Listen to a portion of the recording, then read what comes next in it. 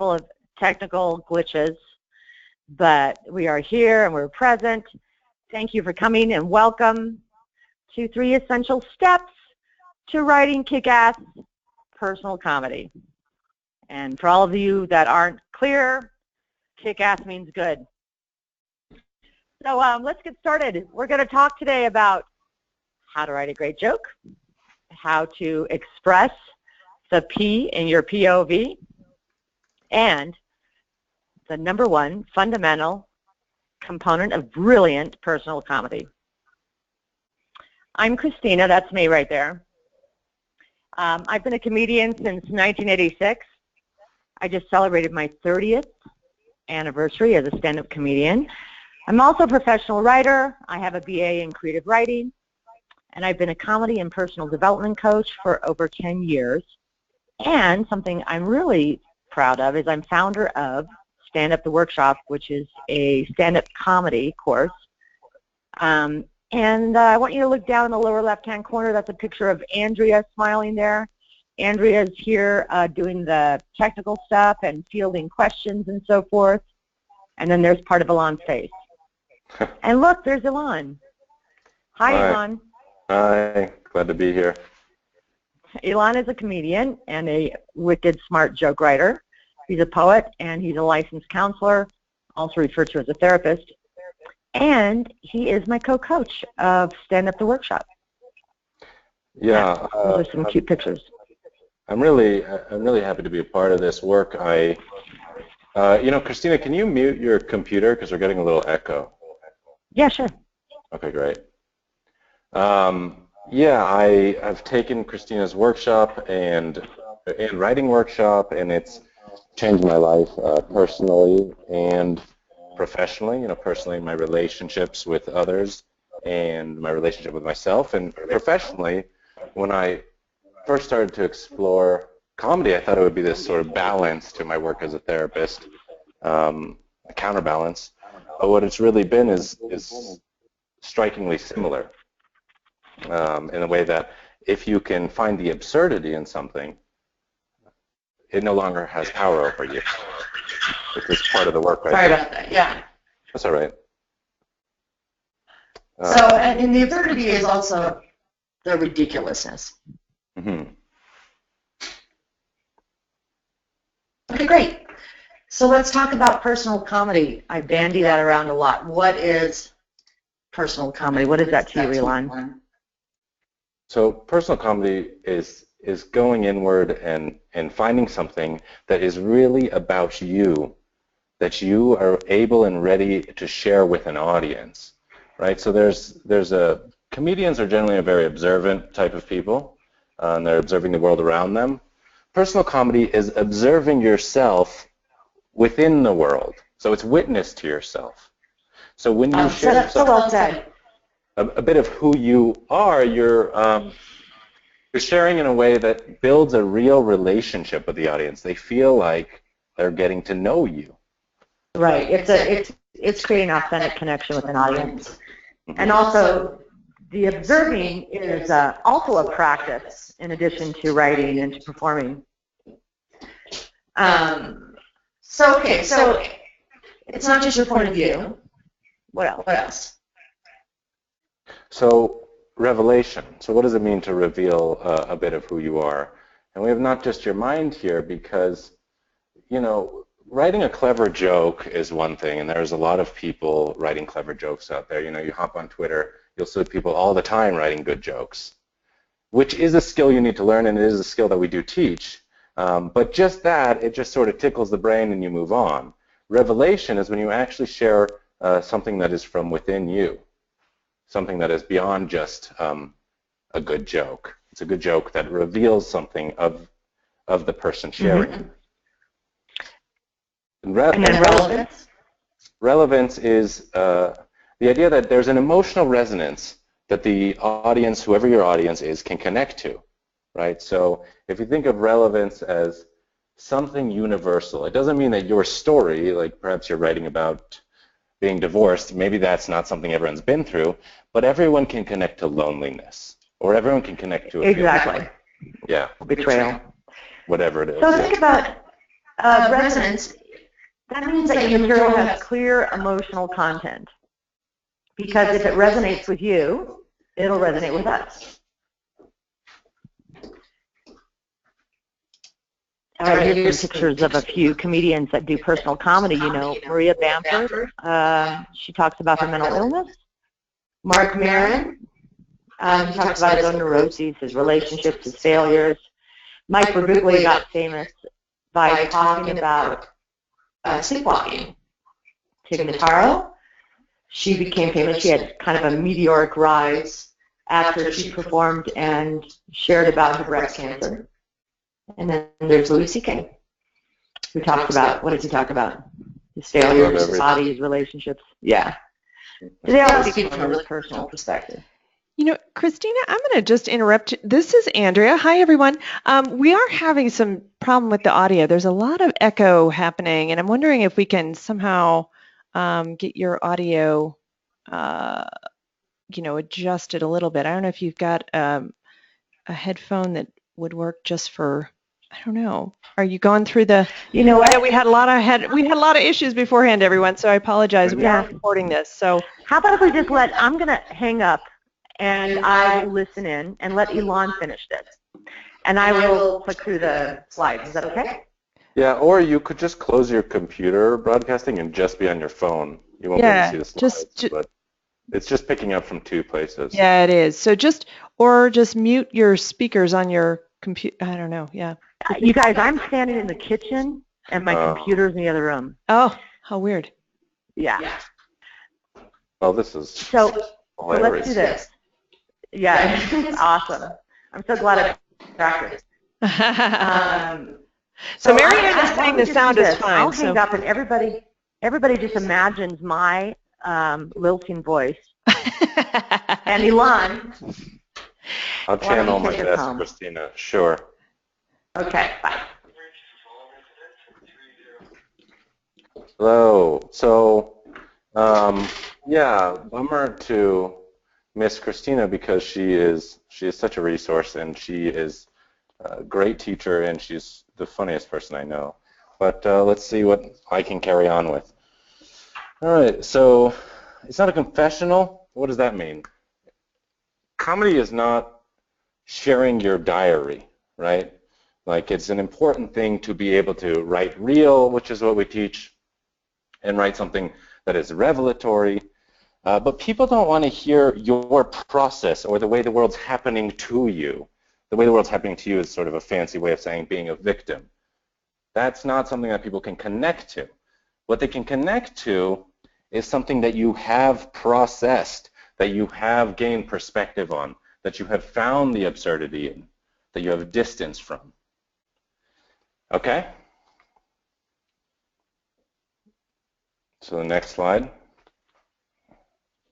Thanks, Andrea, too, for handling all this. So personal comedy originates from your experience and has a kernel of truth in it. And we might even take that further than kernel and say that it has a foundation of truth. Okay? So how do you write a joke? We're going to give you the formula here on the next slide. It's a pretty simple formula. You have a setup, you have a punchline, and you have a tag. Okay, so I'll share what a setup is. So setup, information the audience needs to know to understand your point, right? And so the setup is going to be the clearest way of presenting your premise. And a premise is a single idea. I'll explain this more with examples of jokes so that you can understand what it means. And a punchline is a laugh line. This is the joke. It holds the surprise, or what we sometimes call the misdirection, or it releases the tension.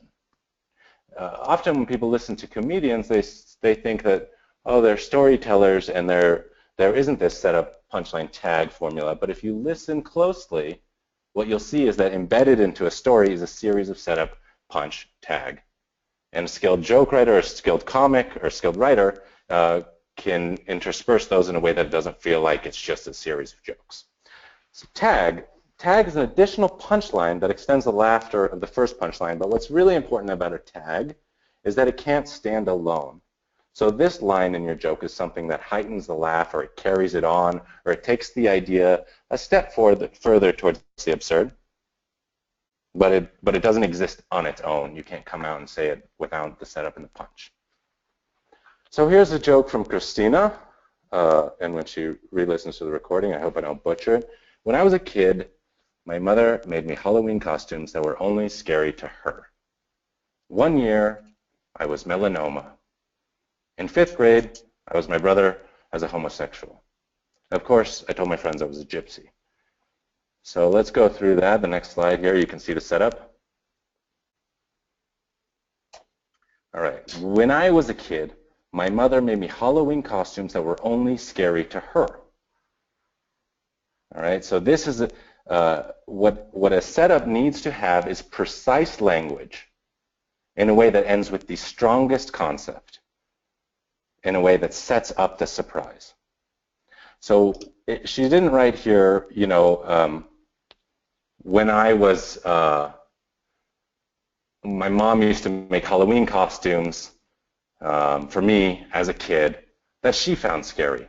You know, it would lose the whole setup. So it has to be delivered in a way that the words flow together towards the simple idea of the premise.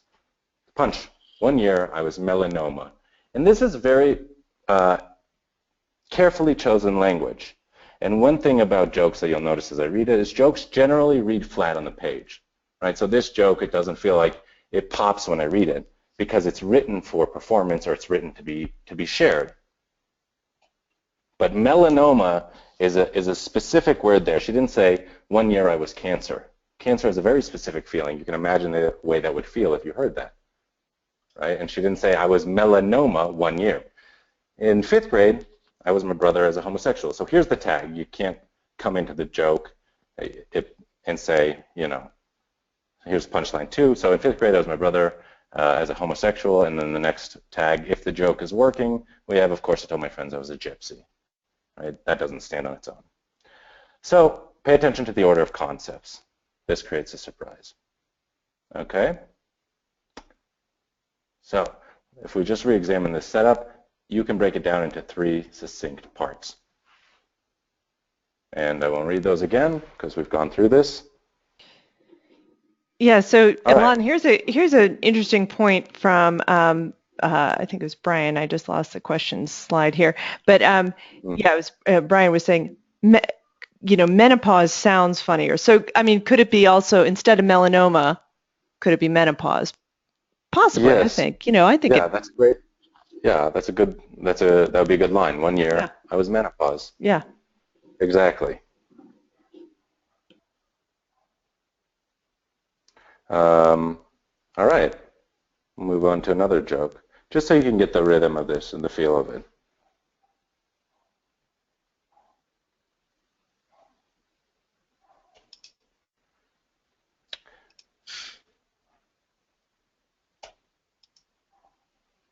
Come on. God damn. So, is it true? So, you know, one thing that I've talked to Christina about this joke is that her mom was, you know, had no problem with homosexuality. She wouldn't have cared if her son was gay. You know, she was an accepting sort of woman. But she did have a fear, a bit of like a fear of, what was it, like a hypochondria? I'm not sure. So it holds a kernel of truth for her. It doesn't have to be precisely true towards what the joke is saying, but it holds true to a bit about her and her relationship with her mother and the way she projected her fear onto her kids. Okay. Here's a joke of mine. I'm a synchronistic introvert. People don't come into my life for a reason. So the setup here, we have a 4 or 5 word setup, right? And what's true about this joke for me is that I am very introverted and I keep space from people. It's hard for me to be around groups of people.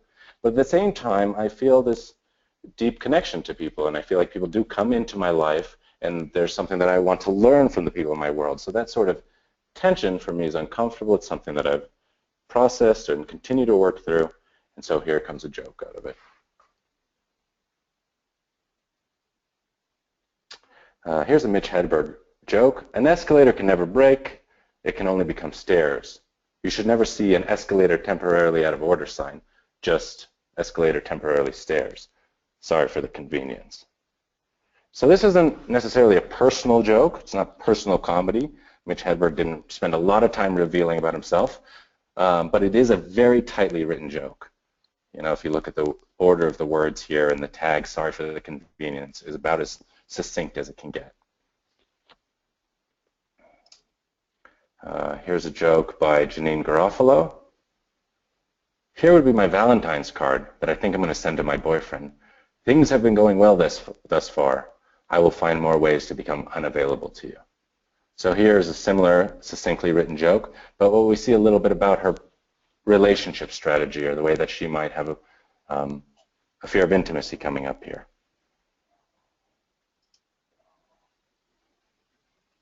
So what's the P in your POV? So your point in comedy, what's your point in comedy, is a question that in the workshop we return to over and over. Right? What is it that you're actually trying to say with this joke? Right? Or what is it that you're actually trying to communicate?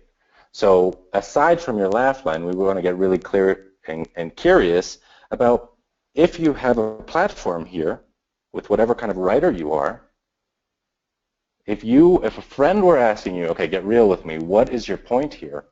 What is it? Can you say your point aside from the joke? And so this kind of comedy is inside-out comedy. You're going inward to reveal something outward to the world, as opposed to going outward and trying to pull something inward into your joke.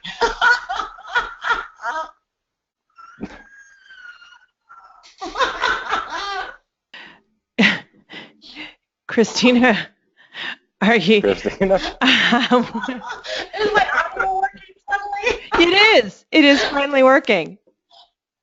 Oh, that's awesome. Sorry. Oh. It's the whole thing is personal comedy. This whole webinar. It's hilarious. It is hilarious. Okay, maybe it was my laughter that energetically made the audio work. Yeah. Okay, so let me express this just a little bit. So when we're talking about writing from our personal point of view, we talked about, Elan shared eloquently what it is, what personal comedy is.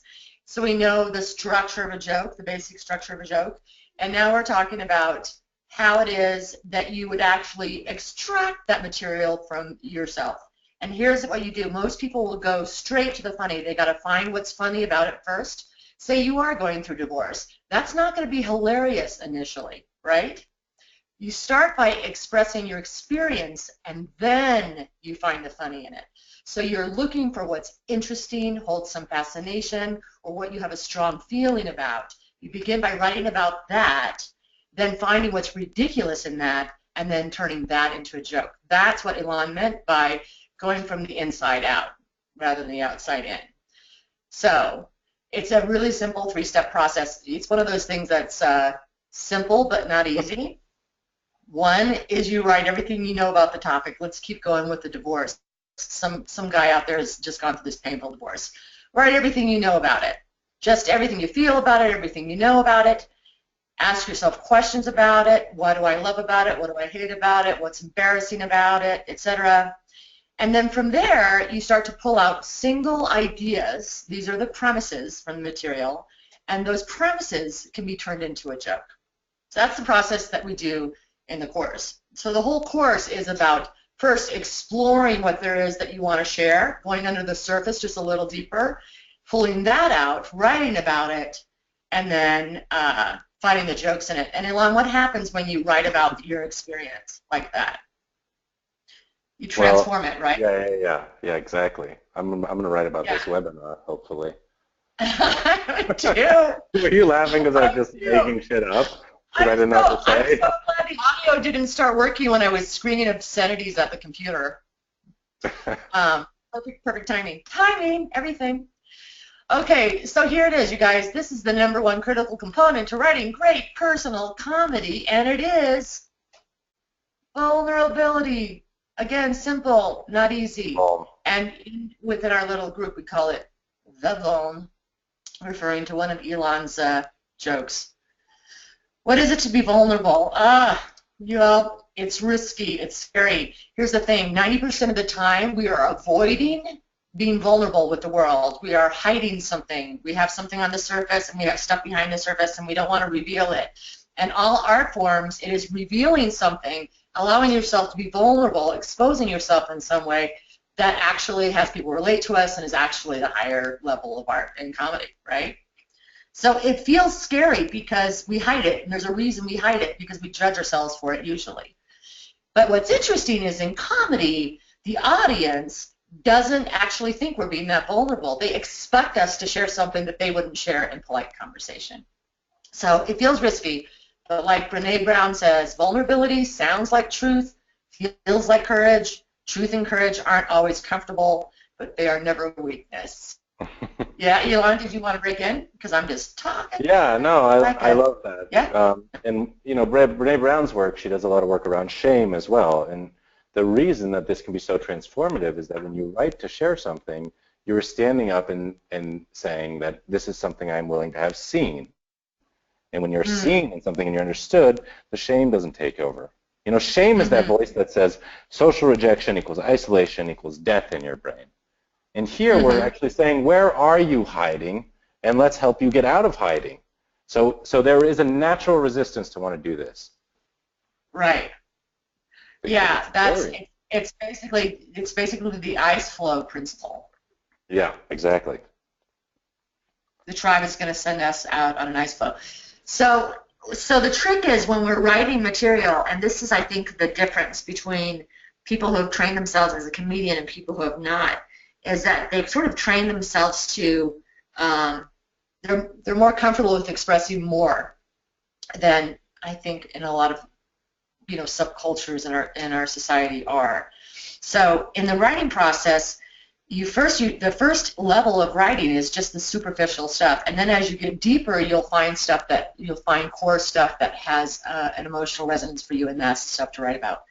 The great thing I think about the writing course is that, you know, in the stand-up, the workshop, which is awesome, it ends with a show, so there's a deadline, and your feet are held to the fire, right, and then you actually have to prove it, and then it's this remarkable, life-altering, peak life experience when you're sharing yourself authentically on stage in front of your community. I mean, there's no replacement for that. But in the writing course, you know, the one advantage is you don't have to perform. Nobody has to see your stuff. You don't have to share it. The disadvantage is you have less of a transformational experience with it. But the advantage is that you can write about anything you want to, and it's okay. Nobody has to see it. I remember somebody in the course once was questioning whether he wanted to be married or not, and so he wrote about that, and then he designed material around it that wasn't specific to his relationship, but still expressed his contemplation and his doubt about marriage as an institution. So that's the key, is being vulnerable. So we know that you can't write comedy in a vacuum. You can't, you know, I mean, I suppose you could, but comedy is not generally written in a garret, you know, with your little beret on and your little quill and a ragged shawl wrapped around your shoulders. Comedy is written in community. It's a form of communication that requires people to hear it. And when we write comedy, the most important part really is having a group of like-minded people. That is, you know, even comedians, even if they're not part of a writing group, they have each other that they bounce things off of. And so I really feel like having a structure and having I mean, you could read exercises all you want to, or you can read books about it, but I think it's actually having a living structure and having a community of people to share with that brings out the best in us as writers and as comedians. Did you have anything to add at this point, Elon, or are we good? No, I think that's I think that really captures it. And I guess one piece with this community is that not only are you receiving support, but when you're giving support to other writers, it increases your writing chops. That is probably one of the quickest ways to learn and get outside yourself, is to see someone else's work and say, oh, I have this thought for you, or maybe you could do this. Right. So let's go to this. So we offer a course, Ilana and I coach together, that we love. First of all, this information and this subject is something we both feel deeply passionate about and we talk about all the time. And it's called Writing Up the Online Course.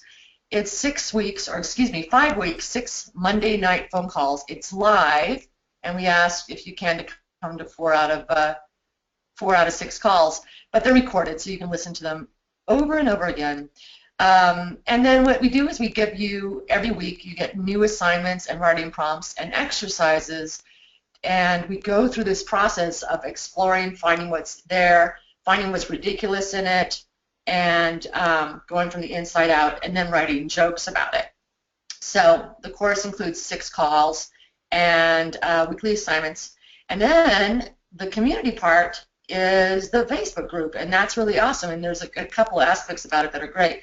First of all, just about the calls.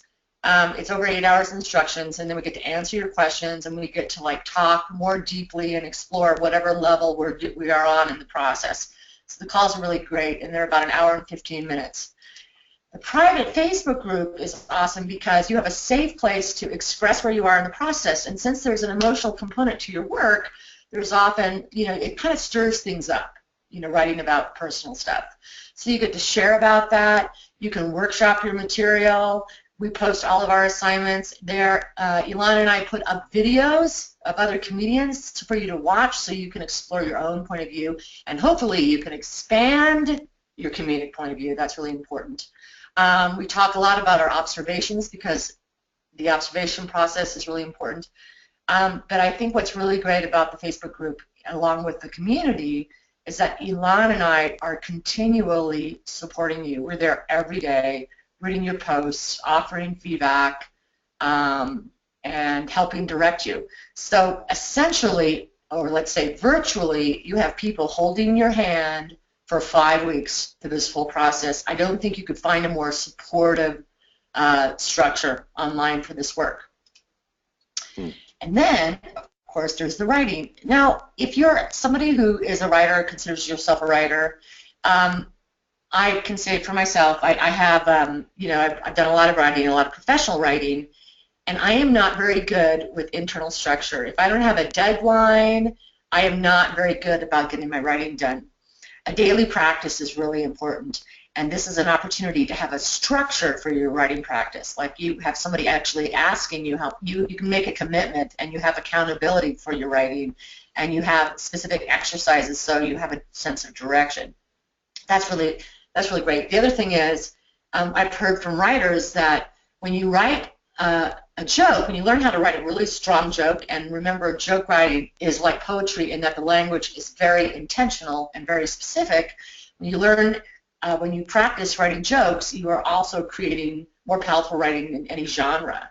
You learn to make your point really well. It's all about intentional language and la mot juste, the perfect word. And then again, as I said, it's an invaluable structure to build and sustain your writing practice. You'll have a habit of writing. You won't just be writing when you feel inspired, which, by the way, doesn't work for me because so often I don't feel inspired. It's like, doing the dishes only when you feel inspired. But you will be able to continue beyond the course. So it's really, really good for anybody who writes. This is our delicious course that we just love. Here's a really important practice, and Ilana and I are going to do a webinar actually talking just about this because this is essential. When I first started teaching, and I looked at what the difference was between what I think, what comedians do, what they've trained themselves to do, and people who are not comedians, uncomedians don't do, is observe. We have like this antenna, and you can train yourself to sort of raise that antenna so that you have an enhanced awareness of what's going on around you, and you're sort of telling yourself the story of what's happening. So we have a practice called Engaging the Observer that can actually expand and shift your point of view, your perspective of your life. It's awesome. And it's a really quick way to build material. It's the way that most comedians get material. So often we're inside our heads. That's really not where the best material is. The best material is happening outside us right now.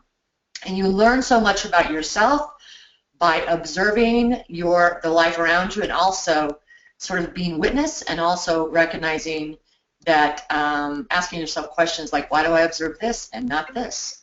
That's one of my favorite practices. So, you know, we have the communication, we have the support, we have observing, we have writing. This is a really rich course. So. Yeah, and Hey, one thing I look. would just add to the the observer is that I like to think of this as the quality of when you're on vacation and everything is new. You see, oh my God, their stoplights look that way, you know, and ours look this way. And it strikes you for a moment and you're present. That's sort of what this practice helps you develop. Let me give you an example of an observation, like a joke that came out of an observation. I live in the mountains in Colorado, and I went down to my little coffee shop, and, you know, I just throw something on to go to the coffee shop because it's not far away, and I have this sort of weird belief that like the shorter the distance I have to travel, the less I have to put into my presentation, quite honestly. So like I threw on something, I go to the coffee shop, I'm standing in line behind this really handsome guy who had these beautiful clothes on. He had like a linen jacket and, you know, beautifully pressed slacks, right? Successful men wear slacks, I think we know. And he looked very hip. And I had this thought, so I was observing myself standing in line, and I was like, look at this guy, and looking at what he was wearing. I was imagining what he might do for a living, why he was here dressed so well, because that's not like the normal dress for people around here. Looking at his shoes, which were really clean and shiny, imagining. That's the observation practice, is being aware of myself in line, being genuinely curious about the person. It's learning to cultivate your curiosity, right? So I'm curious about this guy, and I realize I look like crap in that moment, and I have the thought, man, I could never date someone that dressed a lot nicer than I do. And then I thought, well, that would pretty much exclude everybody. And then that became a joke. I went and wrote that down. It became a joke. So it's actually cultivating your curiosity and then writing about it. It's really a beautiful practice. It's one of my favorites. So here's a page with some nice people and saying nice things. This is a course that's really made a difference for a lot of people. And as I said, I love it so much. And here you go. So these are live courses. These are not like courses that I'm selling online or something. There are 3 of them this year, and at my website are 2 others, but the one that's coming up is April 4th through May 9th. It's Monday nights, 8 p.m. to 9:15 p.m. Mountain Standard Time. As I said, we'd really like you to be to 4 out of 6 calls because there's a totally different energy when we're all live on the call. But they're recorded, so if you miss a call, that's okay. And if you just want to listen to the information again, that's available for you. It's $347 is the tuition for this course. And today it's $297 because you deserve a discount for dealing with all the technical issues and hear me burst out in laughter, clearly laughing at Elon. Laughing right in my face. I should like discount it further just for that. Actually, I'm glad I showered for this because I felt like I didn't want to look scruffy like on the audio. It's really important to me. Well, the truth is I was texting Elon. Yeah, I'm trying to read the text. But I'm clicking through the slides. Oh, it's so fun. Oh my gosh! And I'm imagining Elon is trying to improvise and read the text at the same time. So the pupil has become the master, is what we're saying. Oh my gosh. Anyway, $297. We have a lot of fun on our calls, our writing up calls as well. This is let's just be honest with you. Like, this is comedy, and it's smart comedy, and this is for people who really like to grow and who really want to learn more about themselves. It's a really powerful course, and it's challenging. We all say that we want to sit down and write, but I think that very often, we don't really, right? You need structure with anything that you value. Yeah. So if you go to the link below, yeah, go ahead, Elon.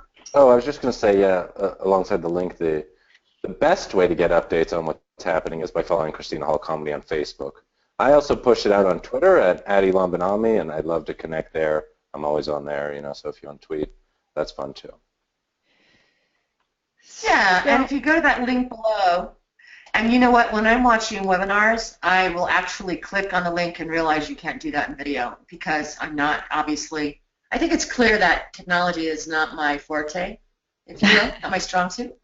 I have many, many other gifts. So I hope that you'll join us on this course, $297 today if you'd like to join us. And again, it's Mondays, April 4th through May 9th, 8 to 9:15 p.m. Mountain Standard Time. And do we have any other questions, Andrea? Yeah, so just a couple of fun comments in the as we were going along about some of the things. I think one of the things that I liked that let's see, who said that? It was Marianne said when you were talking about the vulnerability, just it's very freeing when you do that up on stage for sure. So yeah, there is. so There is. This is what I'm in Stand Up the workshop, which is just currently in Denver. So it doesn't really work for people outside of Denver unless you want to come here or you want to bring us out there. The experience of exploring and then writing about these personal things, turning them into jokes, which means finding what's ridiculous about you. That's the sticking part, right? And then turning them into jokes, and then actually going through all that, and then getting on stage and sharing, you know, in effect, sharing with the world.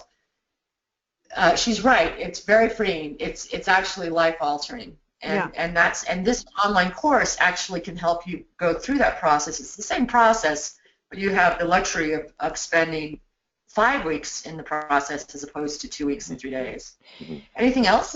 So actually, I have a question. What do you feel like is kind of some of the key differences between writing for stage and then writing for print? What should we be paying attention to in our style, or is there, you know, can it be kind of the same structure, or you know, how is that different? Do you mean like for joke writing? When you're writing jokes for spoken word, which is in stand-up comedy, of course, or anything else like that. If you're writing for spoken word, there is a different structure, sentence structure that you use. Your language is very plain, and here's why. When you're listening to someone speak, you can't rewind or ask them to repeat that. When you're reading something, you can use dense verbiage. So if you're writing essays or blogs or whatever, your verbiage can be dense and just more complex, because your eye will naturally slow if it takes more time, if you need to understand it better. Mm-hmm. So your eye will naturally slow down when you're reading something that's denser or more complex, and speed up when it's simple. But when you're listening to spoken word, you can't do that. You have to listen at the rate that they're talking. So when we're writing for spoken word, including jokes, our language tends to be very plain, so people can get it the first time. Mm-hmm. What I love about the art of that, let me just go off on that for a second, is what I think is so beautiful about that is that you get to craft a joke using language very, very intentionally and effectively. That doesn't answer your question, does it, Andrea? No, I think it's definitely helps kind of.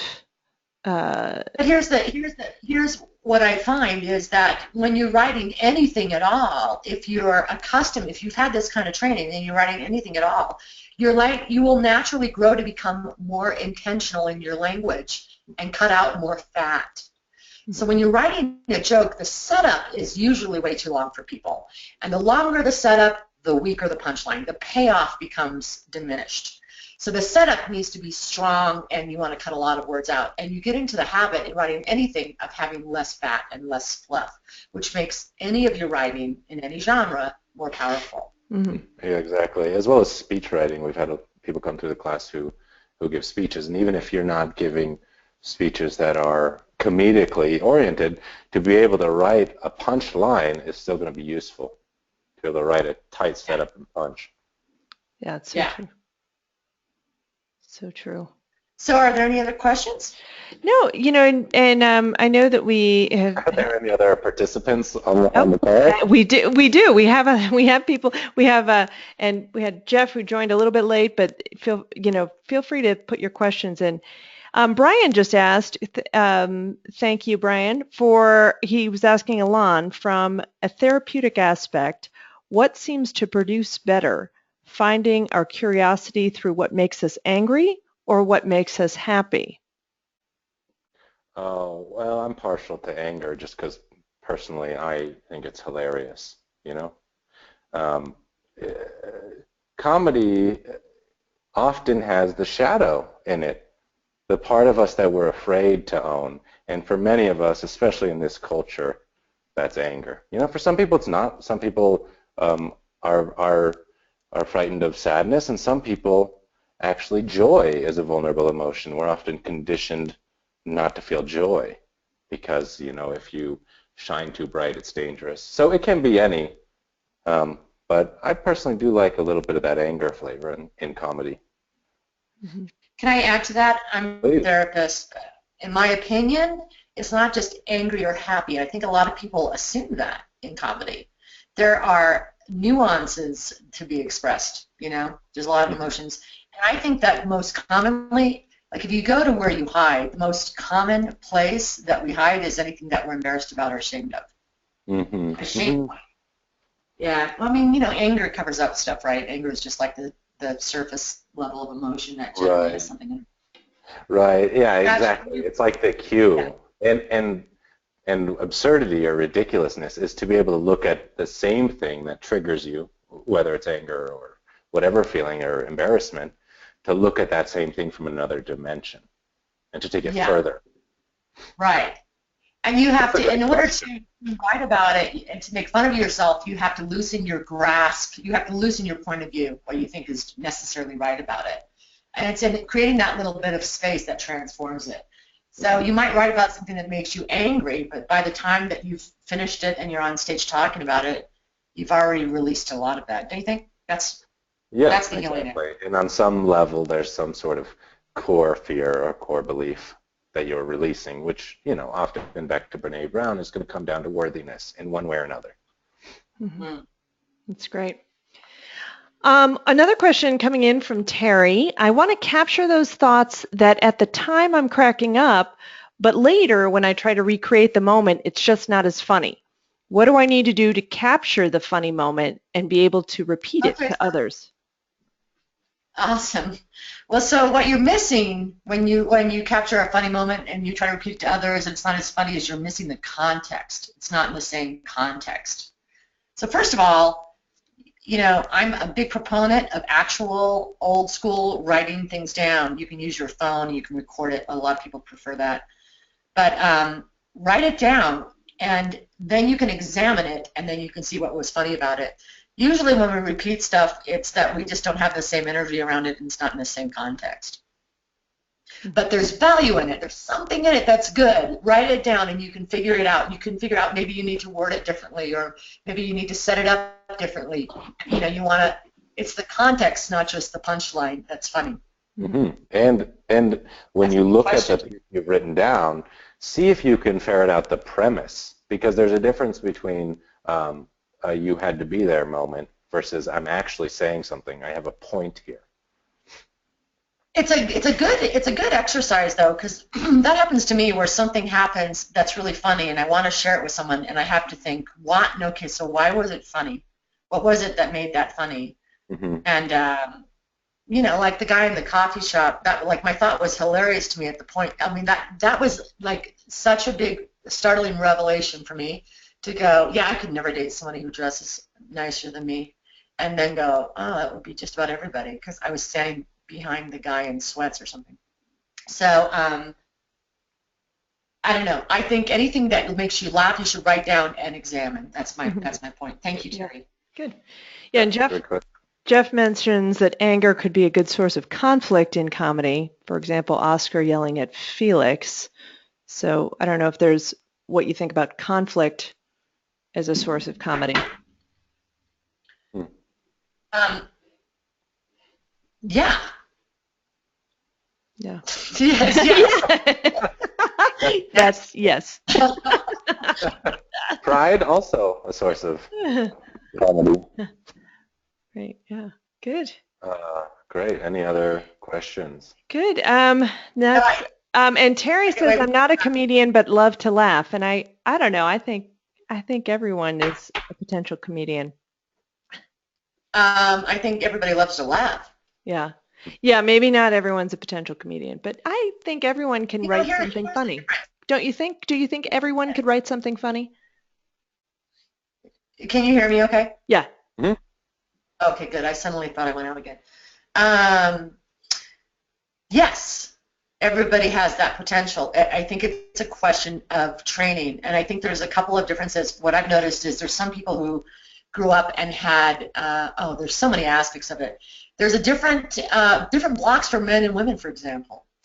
And but I think anybody who's willing to train themselves to see what's funny and train themselves to observe, and I think, yeah, you could totally be funny. Yeah. You know, it's not always a value for everybody. Some people would rather be the laughers than the ones who laugh. Mm-hmm. Yeah.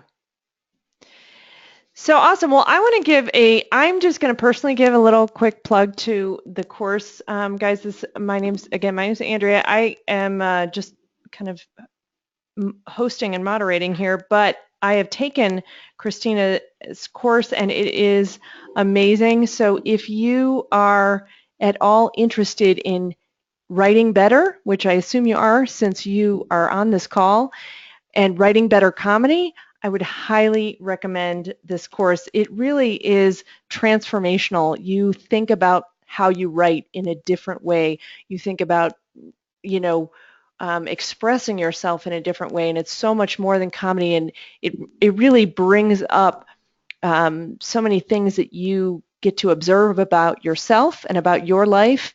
And I don't know, I can't say enough good things about it. It is absolutely wonderful, and I highly, highly recommend it at this price. It is a complete steal. You get so much value out of this course that goes beyond the 6 weeks, and just being able to connect in that group is incredible. So there's my little testimonial. Oh, so thank you. Yeah.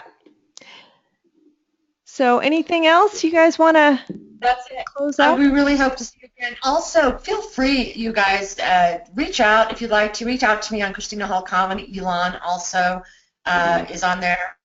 And we're happy to answer any questions that you have or have a conversation with you.